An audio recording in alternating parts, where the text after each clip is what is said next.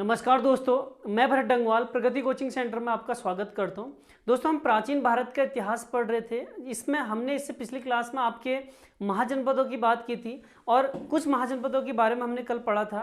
तो आज हम इसमें आपका जो है मगध जनपद के बारे में पढ़ेंगे, यानी कि हमारा जो टॉपिक आज से जो स्टार्ट होगा वो कौन सा रहेगा, आपका मगध रहेगा। अब आपको ये याद रखना है सबसे पहले कि जो मगध है, इस मगध में आपके किस किसने शासन कर रखा है। सबसे पहले इनके बारे में जान लेते हैं, एक क्रम जान लेते हैं। तो ये याद रखना, जो आपका बृहद्रथ है, एक बृहद्रथ वंश आएगा सबसे पहला इसमें। उसके बाद अगर देखा जाए तो इसमें एक वंश आएगा, कौन सा वंश, आपका हर्यक वंश हो गया। इसके बाद आपका एक वंश आएगा जिसे नाग वंश या आपका शिशुनाग वंश के नाम से भी हम इसे जानते हैं। इसके बाद जो आता है वो कौन सा आता है, आपका नंद वंश आएगा। और नंद वंश को ही हराने के बाद जो आता है यहाँ पर कौन आएगा, आपका मौर्य वंश आएगा। तो स्टार्टिंग में हम पहले कुछ इनकी बात करेंगे। इसके बाद मौर्यों के बाद अगर देखा जाए तो यहाँ पर आपका पुष्यमित्र शुंग वंश की स्थापना करता है। उसके बाद आपका एक वंश आता है जो आपके कुछ ही साल तक शासन करेगा, यह आपका कर्ण वंश हो गया। और उसके बाद एक वंश आता है जो कौन सा आएगा, आपका शातवाहन वंश आएगा। अर्थात हमें क्या करना है, जैसे कल हमने आपके महाजनपद शुरू किए थे, उन कुछ महाजनपदों की हमने बात की थी। तो आज हमारा जो टॉपिक है वो कौन सा है, आपका मगध जनपद है। और इस मगध जनपद में जो शासन कर रखा है वो शासन करने वाले कौन कौन है। सबसे पहला एक वंश है जिसे हम बृहद्रथ वंश के नाम से जानते हैं। इसके बाद आपका हर्यक वंश आता है, फिर आपका नाग वंश आएगा या शिशुनाग वंश बोलते हैं, फिर आपका नंद वंश, नंद के बाद आपके मौर्य, मौर्य के बाद इसमें आपका शुंग वंश आता है, और शुंग वंश के बाद कर्ण, और फिर हम क्या पढ़ते हैं इसमें, शातवाहन। तो हमें आपके मगध में आपके ये चीजें देखनी है। तो सबसे पहले अगर देखा जाए तो जो आपका मगध है, जो आपका मगध है, इस मगध के आपके कुछ नाम भी देखने को मिलते हैं। जैसे इसे आपके मगधपुरी के नाम से भी जाना जाता है, और इसी को आपके वसुनगर के नाम से भी जाना जाता है, वसु नगरी के नाम से भी इसे जाना जाता है। और साथ ही साथ जब बिंबिसार यहाँ पे शासन करने के लिए आता है तो इसीलिए इसे आपके बिंबिसारपुरी के नाम से भी जाना जाता है। तो याद रखना है आपको, जो बिंबिसारपुरी है वो भी इसका अन्य नाम है, और भी कई सारे नाम हमें इसमें देखने को मिलेंगे। इसके अलावा अगर बात की जाए तो यहाँ पर आपके इसकी जो राजधानी रहेगी, मगध की जो आपके राजधानी रहेगी, इस राजधानी को आपका सबसे पहले राजगृह भी कहा जाता है, राजगृह। इसी को आपका गिरिवृज के नाम से भी आपका जाना जाता है, और इसी को आपके वसुमती के नाम से जाना जाता है, कुशाग्रपुर के नाम से इसको जाना जाता है। तो कई सारे नाम इसको देखने को मिलते हैं। तो सबसे पहले मगध में आपका जो शासन कर रखा है उनका क्रम मैंने आपको बताया। उसके बाद हमें जो है आपके मगध जो है किन किन नामों से जाना जाता है, उसके बाद इसकी राजधानियां जो रहेंगी, जैसे आपका राजगृह, इसी को आपका क्या क्या कहते हैं, आपकी राजधानी को गिरिवृज भी बोलते हैं, वसुमती भी आपका जो है इसका एक अन्य नाम देखने को मिलता है। तो सबसे पहले आज जो हमारे इसमें टॉपिक रहने वाला है वो कौन सा रहेगा, आपका एक तो हम इसमें आपके बृहद्रथ वंश के बारे में पढ़ेंगे। सबसे पहले इसमें आपका बृहद्रथ वंश रहेगा, और दूसरा जो रहेगा कौन सा वंश रहेगा, आपका हर्यक वंश। तो सबसे पहले हमें इसकी जो जानकारी है, इसकी जानकारी जो हमें आपके एक तो महाभारत में देखने को मिलती है, और दूसरा देखा जाए तो हमें महाभारत और जो पुराण है वो इसकी जानकारी देते हैं कि यहाँ पर आपका बृहद्रथ जो वंश रहा होगा, इसने यहाँ पर आपका शासन किया था। अर्थात और इतिहास में अन्य किताबों में इसकी जानकारी कम देखने को मिलती है। इसकी जानकारी अधिकांश जो मिलती है किसमें मिलती है, आपके महाभारत और आपके पुराणों में देखने को मिलती है। अब इसके बाद अगर देखा जाए तो आपका हम इसमें अगर अन्य ग्रंथों की बात करें, जैसे जैन ग्रंथ की बात करें, तो यहाँ पर उन्होंने आपका पहला शासक जो प्रेमगंध है इसका नाम दे रखा है। अर्थात मगध में शासन करने वाला पहला शासक आपका प्रेमगंध है। तो यहाँ पर आपके काफी विवाद देखने को मिलता है आपके बृहद्रथ वंश के बारे में, लेकिन इसमें आपको याद रखना है कि आपके महाभारत और पुराण के अनुसार इसमें देखा जाए तो आपके बृहद्रथ वंश ने ही आपका शासन कर रखा है। तो सबसे पहले हम बृहद्रथ वंश की बात करेंगे। सबसे पहले आपका बृहद्रथ वंश ही आपका रहेगा। इसमें अगर देखा जाए तो इस वंश का संस्थापक आपका देखा जाए तो आपका जो स्थापना इसकी कर रखी है वो करने वाला कौन है, आपका बृहद्रथ ही है। अब यहाँ पर देखा जाए तो इसके बाद इसका जो बेटा आता है गद्दी पर बैठता है, जिसे हम आपके जरासंध के नाम से जानते हैं। कहा जाता है कि जो आपका बृहद्रथ था इसकी कोई आपकी संतान नहीं थी, इसीलिए इसने जरा राक्षसनी का जो है आपका उसकी तपस्या करी, उसी से आपका इसे एक पुत्र की प्राप्ति होती है, जिस उसके वरदान से एक पुत्र की प्राप्ति होती है, जिसे हम क्या आपके जरासंध के नाम से जानते हैं। और ये याद रखना, इसके बाद जो है हमें किसी भी शासक का नाम देखने को नहीं मिलता है, लेकिन लास्ट जो राजा है इसका नाम आपका रिपुंजय देखने को मिलता है। तो आपको ये याद रखना है कि इस वंश का पहला शासक जो है आपका बृहद्रथ है, और इसीलिए इसे बृहद्रथ वंश के नाम से भी जाना जाता है।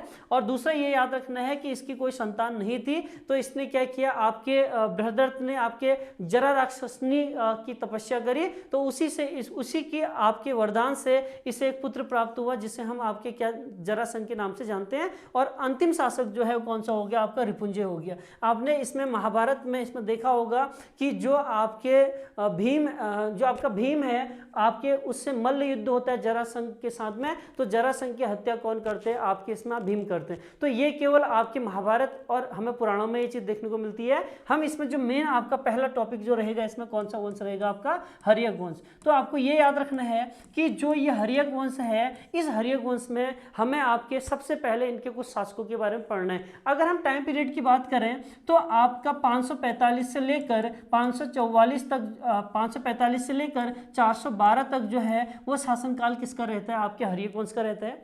और इसमें अगर राजाओं की बात करें तो सबसे पहला जो राजा है इसे हम आपके भट्टी के नाम से जानते हैं। और दूसरा अगर राजा देखा जाए तो इसमें आपका जो है आपका बिंबिसार देखने को मिलता है। तीसरा इसमें आपका कौन आएगा, आपका अजातशत्रु आएगा। और अगर चौथा देखा जाए तो अजातशत्रु के बाद अगर देखा जाए तो इसका नाम आपका उदयन है। और उदयन के बाद अगर देखा जाए तो इसमें हमें क्यों नाम मिलता है, एक नाम आपका अनिरुद्ध का नाम देखने को मिलता है, एक इसी का अगर बेटा देखा जाए जिसका नाम मुंड है, और आखिरी शासक जिसका नाम क्या है, आपका नागदशक है। तो आपको ये याद रखना है कि जो आपके हर्यक वंश है, इस हर्यक वंश में हमें कुछ शासक देखने को मिलते हैं। सबसे पहला शासक आपका भट्टिय था, दूसरा शासक इसमें बिंबिसार देखने को मिलता है, तीसरा इसमें आपका कौन था, आपका अजातशत्रु था, चौथा इसमें उदयन हो गया। और इसके बाद कुछ और नाम मिलते हैं, जैसे अनिरुद्ध का नाम मिलता है, मुंड का नाम मिलता है, और आपका आखिरी शासक जिसका नाम क्या है, नागदशक, इसका भी हम नाम देखने को इसमें मिलेगा। अब यहाँ पर देखा जाए टाइम पीरियड की इसमें बात की जाए तो जो आपके भट्टिय इसमें है, कहा जाता है कि भट्टिय ने केवल इसकी आपकी स्थापना कर रखी है, लेकिन इसका वास्तविक संस्थापक आपका क्या है, बिंबिसार है। लेकिन कई इतिहासकार जो हैं वो बिंबिसार को ही इसका आपका संस्थापक और वास्तविक संस्थापक दोनों मानते हैं। तो आपको ये याद रखना है, इन्होंने आपके खुद एक ही साल शासन कर रखा है, यानी कि केवल और केवल क्या कर रखी है, इसके आपके स्थापना कर रखी है। इसके बाद अगर बिंबिसार की बात करें तो बिंबिसार 544 ईसा पूर्व से लेकर 490 ईसा पूर्व तक क्या करते शासन करेगा। अजातशत्रु देखा जाए तो 500 आपके 490 से लेकर आपके 460 तक ये शासन करेगा। और आपके उदयन की बात कर दी जाए तो 60 से लेकर आपके 444 तक जो शासन करेगा वो कौन करेगा, उदयन। इसके बाद हमें आपके इनकी कोई जानकारी देखने को नहीं मिलती है। इनमें आपका केवल टाइम पीरियड देखा जाए तो आपके 444 से लेकर आपके 412 तक जो शासन करते हैं वो आपका कौन करेंगे, आपके अनिरुद्ध, मुंड, और कौन करेगा, आपका नागदशक। तो सबसे पहले हमें आपके केवल इन्हीं शासकों के बारे में इसमें जानना है। तो सबसे पहला आपका भट्टिय हो गया, बिंबिसार हो गया, अजातशत्रु हो गया, और आपका क्या हो गया, उदयन। तो आपको ये याद रखना है, अगर हर्यक वंश की स्थापना आती है तो उसकी स्थापना यहाँ पर आपका भट्टी पहले कर चुके हैं, और उसके बाद वास्तविक संस्थापक आएगा तो इसका आंसर क्या रहेगा, आपका बिंबिसार रहेगा। और अगर भट्टी ऑप्शन में नहीं होगा तो इसमें हम जिसे टिक करेंगे वो कौन सा रहेगा, आपका बिंबिसार। तो आपको पहले इन शासकों के नाम इसमें याद रखने। इसके बाद अगर एक एक शासक की हम बात करें तो सबसे पहले एक पॉइंट इसमें और याद रखना, इसमें देखा जाए जो आपका हर्यक वंश है इसी को आपका पितृहंता के नाम से भी जाना जाता है। पितृहंता वंश अगर आपसे पूछा जाए तो ये भी आपका हर्यक वंश ही है। और ये याद रखना कि इसे पितृहंता वंश केवल आपके बौद्ध ग्रंथ में ही आपका कहा गया है, क्योंकि जो जैन ग्रंथ है वो इसे आपके पितृहंता नहीं मानते, अर्थात पितृहंता इसे बौद्ध धर्म में ही माना गया है, जैन धर्म इसे आपका पितृहंता नहीं मानते। तो अब इसमें अगर हम पहले शासक की बात करें तो पहला शासक जो मिलेगा वो आपका केवल नाम देखने को मिलता है, जिसका नाम भट्टी है। अब यहाँ पर ये कहा जाता है कि जो भट्टी है उसने क्या किया, इस वंश की स्थापना करी। लेकिन यहाँ पर देखा जाए कि इसमें अगर देखा जाए, इसने आपका जब बिंबिसार जो था 15 वर्ष का था, तो 15 वर्ष की अवस्था में इसका आपका राज्याभिषेक कर रखा है। इसीलिए यहाँ पर कई जानकारी ऐसे देखने को मिलती है कि यहाँ पर भट्टी स्थापना कर चुका था, लेकिन बाद में जब आपका बिंबिसार आता है, ये यहाँ पर क्या करेगा, इस वंश का आपका वास्तविक संस्थापक के रूप में जाना जाता है। अगर आपसे पूछा जाए इस वंश का वास्तविक संस्थापक कौन है, बिंबिसार है, इस वंश का संस्थापक कौन है, आपका भट्टी है। और अगर भट्टी ऑप्शन में नहीं पूछा जाएगा तो आप इतना याद रखना कि आपको संस्थापक और वास्तविक संस्थापक फिर एक ही मिलेगा, वो कौन है आपका, इसमें आपका बिंबिसार है। तो हम बिंबिसार से स्टार्ट करते हैं। तो बिंबिसार का टाइम पीरियड अभी मैंने आपको बताया, इसमें हम बिंबिसार की बात करें तो इसका जो टाइम पीरियड है वो आपका 544 से लेकर 544 ईसा पूर्व से लेकर 490 ईसा पूर्व तक क्या है आपके शासन करते। अभी हमने बताया कि इसके पिता का नाम आपका क्या मिलता है, आपके भट्टी देखने को मिलता है। कहीं पर इन्हें आपके हेमजीत के नाम से जाना जाता है, कहीं पर आपके बोधिस जो है बोधिस के नाम से भी इन्हें जाना जाता है, और कहीं पर इन्हें आपके क्षेमजीत के नाम से भी जाना जाता है। आपको ये याद रखना है कि जो आपके बिंबिसार रहे हैं, इनके पिता का नाम आपका भट्टी, और कहीं पर हेमजीत, कहीं पर क्षेमजीत, और कहीं पर हमें आपके बोधिस देखने को यहाँ पर मिलेगा। अब यहाँ पर अगर बात की जाए तो जो आपका बौद्ध ग्रंथ महावज्ञ है उसके अनुसार देखा जाए तो आपके बिंबिसार ने जो है आपका क्या कर रखा है, 500 साध्या कर रखी है। अब इसमें देखा जाए तो इसमें अतिशयोक्ति देखने को मिलती है, लेकिन महावज्ञ में जो है बौद्ध धर्म साहित्य में जो है हमें इसकी जानकारी देखने को मिलती है। अब हम अगर इसमें देखें तो इसने अपने जो राज्य का विस्तार किया, अर्थात जो इसने राज्य विस्तार की नीति अपनाई, इसमें इसकी 3 नीतियां देखने को मिलती है। ये क्या करता है, आपका जिस राज्य से ये आपका जीत नहीं पाता है, अर्थात इसे ऐसा लगता है कि वो राज्य उससे ताकतवर है, तो ये वहां पर क्या करता है, आपके वैवाहिक संबंध स्थापित करता है। सबसे पहले याद रखना है, अपने साम्राज्य का आपका विस्तार करने के लिए इसने क्या कर रखा है, आपके वैवाहिक संबंध स्थापित कर रखे हैं। और दूसरा याद रखना कि ये आपके जो है आपके कुछ राज्य हैं, महाजनपद है, जिन्हें अपनी कूटनीति से क्या करता है, अपने साथ कर लेता है। जैसे इसमें आपका अवंती हो गया, दूसरा कौन सा हो गया, आपका गांधार हो गया। इसके अलावा अगर देखा जाए तो इसने एक आपके आक्रमण की नीति भी अपनाई। ये आपके कुछ को क्या करता है, युद्ध के सहारे आक्रमण करके उन्हें अपने राज्य में मिला देता है, जैसे आपका अंग। अब इन्हीं पे एक एक करके बात करते हैं। यानी कि आपका बिंबिसार जो है उसने अपने राज्य विस्तार के लिए जो है आपके 3 नीतियों का पालन किया। एक आपका वैवाहिक संबंध स्थापित किए, दूसरा कूटनीति किया, तीसरा क्या किया, आक्रमण किया। अब यहाँ पर सबसे पहला अगर बात कर दी जाए तो सबसे पहले इसने जो है आपके वैवाहिक संबंध जो है आपके कुछ जनपदों के साथ स्थापित किए। सबसे पहला इसमें आपका कौन सा, सबसे पहला देखा जाए तो कौन सा है, आपका कौशल जनपद है। कौशल जिसकी राजधानी आपकी कहाँ हुआ करती थी, आपके श्रावस्ती में। तो इस समय पर अगर देखा जाए जो कौशल है, इस कौशल का जो राजा है इसका नाम आपका क्या है, आपका महाकौशल है। महाकौशल जो है आपके कौशल के क्या होंगे, राजा होंगे। अगर देखा जाए इनका एक आपका पुत्र है, पुत्र का नाम क्या देखने को मिलता है, आपका प्रसेनजीत देखने को मिलता है। और एक इसमें इनकी पुत्री है, और पुत्री का नाम क्या है, आपका महाकौशला है। पुत्री का नाम क्या हो जाएगा, आपका महाकौशला। अब आपको ये याद रखना है कि जो आपका कौशल नरेश महाकौशल है, और उसके एक पुत्र एक पुत्री, पुत्र का नाम आपका क्या, प्रसेनजीत, पुत्री का नाम क्या मिलता है, आपका कौशला मिलता है, महाकौशला देखने को मिलता है। अब यहाँ पर जो राजा है वो आपका कौन है, आपका हर्यक वंश का आपका बिंबिसार है। बिंबिसार क्या करता है, यहाँ पर आपके दोहरिक वैवाहिक संबंध स्थापित करता है। कहने का मतलब ये है कि जो आपके बिंबिसार है उस बिंबिसार की जो बहन होती है, बिंबिसार की जो आपका बिंबिसार है वो क्या करता है, वो अपनी बहन का विवाह जो है किसके साथ कर देता है, आपके प्रसेनजीत के साथ। तो ये याद रखना कि बिंबिसार ने क्या कर रखा, अपनी बहन का विवाह किसके साथ करवा दिया, प्रसेनजीत के साथ करवा दिया। और ये याद रखना है जो आपके कौशल नरेश महाकौशल है, इनका विवाह जो है, महाकौशला का जो विवाह है वो किसके साथ होता है, आपके बिंबिसार। तो ये याद रखना है कि आपका इसने क्या किया, प्रसेनजीत के साथ अपनी बहन का विवाह करा दिया, और प्रसेनजीत की बहन के साथ, महाकौशला के साथ आपके स्वयं आपके विवाह कर लिया। तो इस तरीके से यहाँ पर देखने को मिलता है कि इसने आपके दोहरिक आपके वैवाहिक संबंध स्थापित किए। अब इससे क्या हो गया कि जो कौशल महाजनपद है ये इसका क्या बन गया, आपका विश्वास पात्र बन गया। अर्थात जो मगध देखा जाए तो आपका बिहार में है, अब इसे जो है उत्तर प्रदेश का जो कौशल महाजनपद है यहाँ से इसे कोई भी खतरा नहीं है। अर्थात एक हिसाब से देखा जाए तो कौशल इस पर आक्रमण भी नहीं करेगा, और दूसरा अगर देखा जाए तो पश्चिमी क्षेत्र से जो है अब इसकी जो रक्षा करेगा, वो कौन करेगा, आपका कौशल जनपद करेगा। तो ये याद रखना है कि कौशल नरेश महाकौशल के पुत्र प्रसेनजीत जो था अपनी बहन का विवाह प्रसेनजीत से कर दिया और दूसरा उसकी बहन का विवाह खुद से कर लेता है। तो इस प्रकार से यहाँ पे दोहरे वैवाहिक संबंध देखने को मिलते हैं।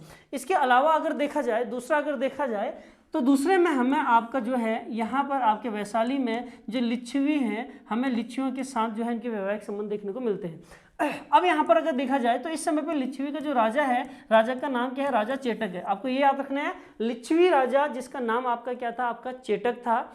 अब यहाँ हमने महावीर स्वामी जब पढ़ा था तो उस समय पर हमने बात की थी कि चेटक नरेश अपनी बहन का विवाह किसके साथ करते हैं, आपके त्रिशला का विवाह अगर देखा जाए किसके साथ होता है, सिद्धार्थ के साथ होता है। इससे पिछली क्लास में हमने इसमें देखा था। तो अब यहाँ पर अगर देखा जाए जो आपके लिच्छवी हैं, ये लिच्छवी का राजा आपके कौन है, चेटक हैं। ये चेटक क्या करते हैं, यहाँ पर इनकी जो आपकी बेटी होती है, इस बेटी का नाम आपका चलना देखने को मिलता है।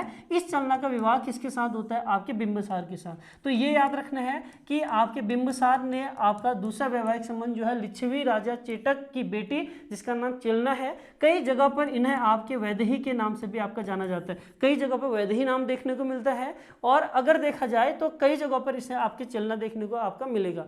अब इसमें देखा जाए तो दूसरा इन्होंने चेटक की पुत्री के साथ विवाह किया और तीसरा देखा जाए यहीं पर आपका भद्र है, यानी कि पंजाब की राजकुमारी जो था, पंजाब की राजकुमारी से विवाह किया जिसका नाम कहीं पर आपका छेमा देखने को मिलता है, कहीं पर आपका खेमा देखने को मिलेगा। तो ये याद रखना, इन्होंने आपका तीसरा विवाह जो है वो आपके भद्र के पंजाब के आपके राजकुमारी जिसका नाम छेमा या उनका नाम क्या देखने को मिलता है, आपका खेमा देखने को मिलता है, इनके साथ आपका विवाह किया। तो इस तरीके से जो राजा था इसने अपने राज्य का क्या किया, आपका विस्तार किया। तो हमें आपके बिंबिसार के बारे में और कुछ ज़्यादा इसमें देखने को नहीं मिलता। इसके बाद ये याद रखना कि यहाँ पर इसने एक चीज़ अगला जो है इसने आक्रमण की नीति भी अपनाई थी, इसको भी समझ लेते हैं। तीसरा और आखिरी पॉइंट इसमें यह है कि इसने आपके राज्य का विस्तार करने के लिए आक्रमण की नीति को भी अपनाया। इसमें अगर देखा जाए तो इसने क्या किया, अंग की राजधानी जो आपके चंपा है यहाँ पर आक्रमण किया, अर्थात अंग महाजनपद पे इसमें आक्रमण किया। उस समय पे अंग का अंतिम राजा क्या था, इसका नाम आपका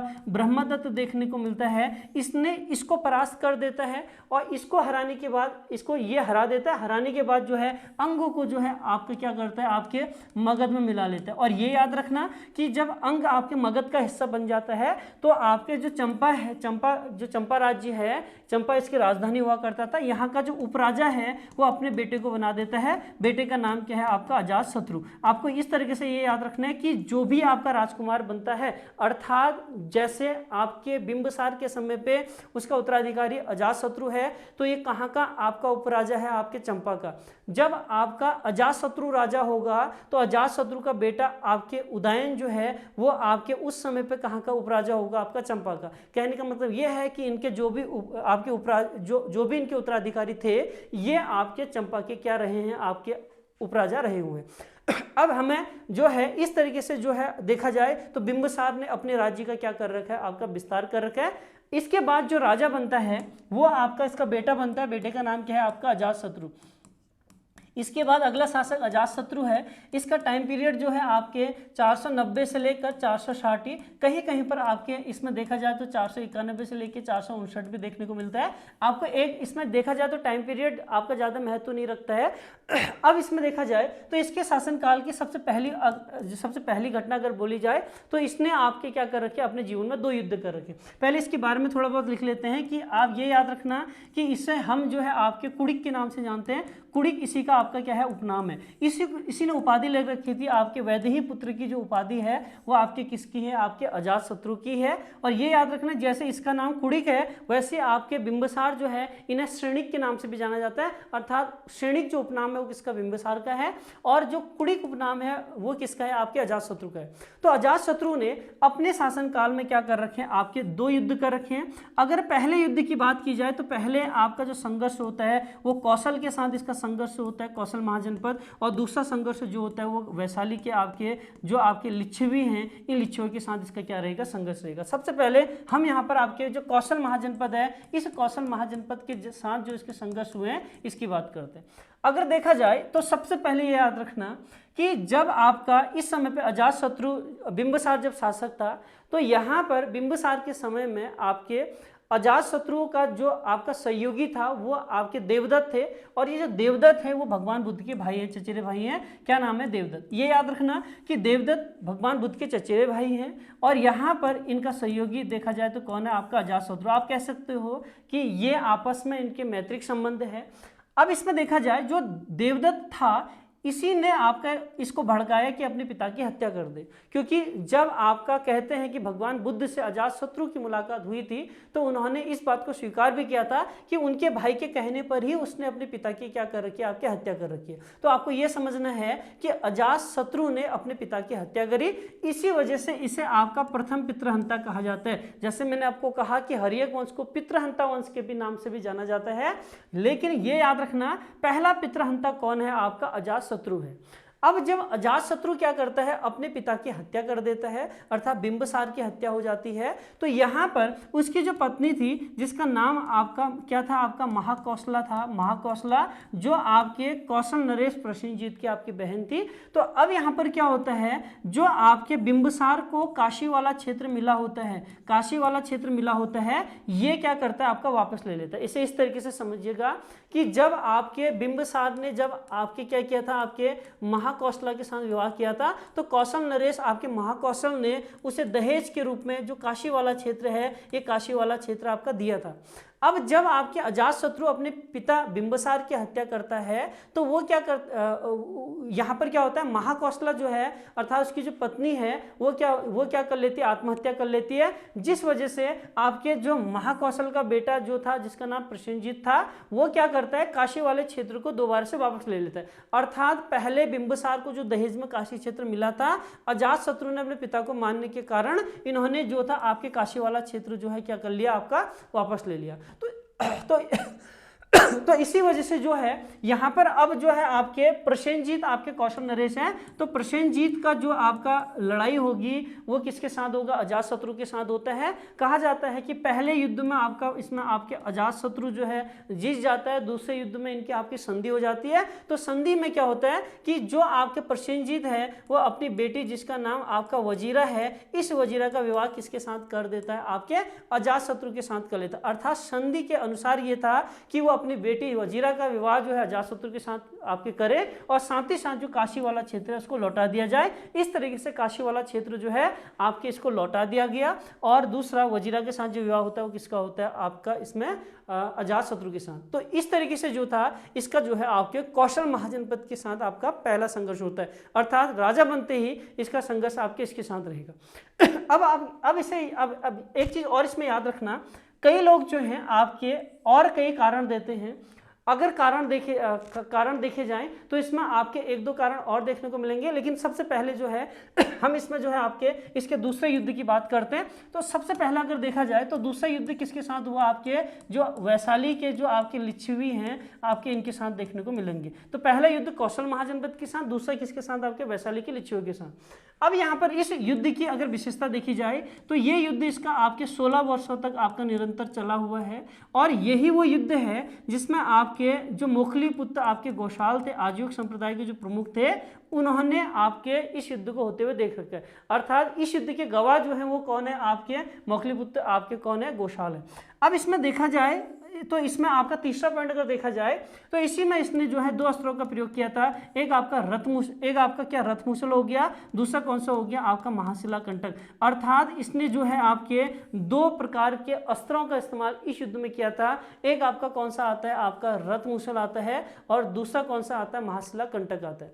अब इसमें बात की जाए तो ये संघर्ष के कारणों की बात की जाए तो सबसे पहले ये आपको जानना है कि इसमें जो कारण है वो आपके बहुत सारे दिए गए हैं। इसमें से हम कुछ कारणों की बात करते हैं। सबसे पहले ये याद रखना कि इस समय पे जो आपका अजातशत्रु है अपने पिता की जब हत्या कर देता है तो यहाँ पर हल्ल बहल्ल जो थे आपके बिंबिसार के दो पुत्र थे, तो उनको बिंबिसार ने जितनी भी संपत्तियाँ दी होती हैं वो सारा का सारा कौन छीन लेता है? आपका इस समय पर अजातशत्रु। कहने का मतलब ये था, अभी हमने आपको बताया था कि जो आपका बिंबिसार था, इस बिंबिसार ने क्या किया था? आपके लिच्छवी में जो लिच्छवी नरेश चेटक जो थी उसकी पुत्री चेलना के साथ विवाह किया था। अब जब यहाँ पर क्या होता है, जब अपने पिता को मार देता है तो यहाँ पर जो आपके चाणक्य पुत्र थे जिनका नाम हल्ल और बहल देखने को मिलता है, उनकी संपत्ति कौन छीन लेता है, आपका अजातशत्रु छीन लेता है, जिस वजह से दोनों के दोनों जो बेटे हैं बिंबिसार के वो अपने नाना के पास चेटक के पास जाते हैं और इसी वजह से बोला जाता है कि लिच्छियों के साथ जो है इसका आपका संघर्ष हुआ। अब अगर दूसरी बात इसमें देखी जाए तो कई इतिहासकार ऐसे भी लिखते हैं कि जो आपका गंगा नदी क्षेत्र है यहाँ पर एक हीरे की आपकी खदान थी, तो पहले इनमें संधि हुई थी कि आधा आधा उसको निकालेंगे, लेकिन आपके लिच्छवी जो थे इन्होंने इस संधि को तोड़ दिया। इस वजह से क्या था, आपके अजातशत्रु ने क्या कर रखा है, इन पर आक्रमण कर रखा है और सारे कारण हैं, हम इस पे बात नहीं करेंगे। आपको एक चीज याद रखनी है, या तो इसमें आपके हल्ल बहल जो था इनकी वजह से ये लड़ाई हो रखी है, या आपके जो है उस हीरे की खदान की वजह से ही आपका जो है इनके आपस में संघर्ष हो रखा है। अब कहा जाता है कि जो आपका अजातशत्रु है, अजातशत्रु ये आपके वैशाली को यहाँ पर आपका हराना चाहता था, लेकिन ये कहा जाता था कि उस समय पे सबसे ताकतवर जो था आपका ये जनपद था आपका लिच्छवियों का। लेकिन अब यहाँ पर देखा जाए तो यहाँ पर आपका अजातशत्रु कूटनीति दिखाता है, उसके दो आपके प्रमुख, एक का नाम आपका वर्षाकार, एक का नाम सुनिध देखने को मिलता है, सुनिध, इन दोनों की नियुक्ति कर देता है आपके कहाँ पर, आपके लिच्छियों के आपके सेना में। कहने का मतलब ये था इसने इनको आपके जासूस बना के कहाँ भेज दिया, आपके लिच्छवी नरेशों के पास भेज दिया, अर्थात लिच्छवी सैनिकों में भर्ती कर दिया और उन्होंने इनका भेद जानकर अर्थात इन पर फूट डालकर जो था इसने क्या किया, इन आपके लिच्छियों को आपका परास्त कर दिया। तो इस प्रकार से अजातशत्रु जो है आपके लिच्छियों के साथ जो 16 साल का संघर्ष हुआ इसको क्या करता है, आपका जीत जाता है। तो आपको ये याद रखना है कि वर्षाकार और किसकी सहायता से, आपके सुनिध की सहायता से। बौद्ध धर्म ये भी बोलता है कि जब आपके अजातशत्रु को पता था कि ये वैशाली को नहीं परास्त कर सकता है, इसीलिए इसने जो राय ली थी, आपके कहते हैं कि भगवान बुद्ध से ली थी और बुद्ध की मुलाकात वर्षाकार से जो है आपके राजगृह में हुई थी। उन्होंने ही बताया इनको कि आपके वैशाली में जो नरेश हैं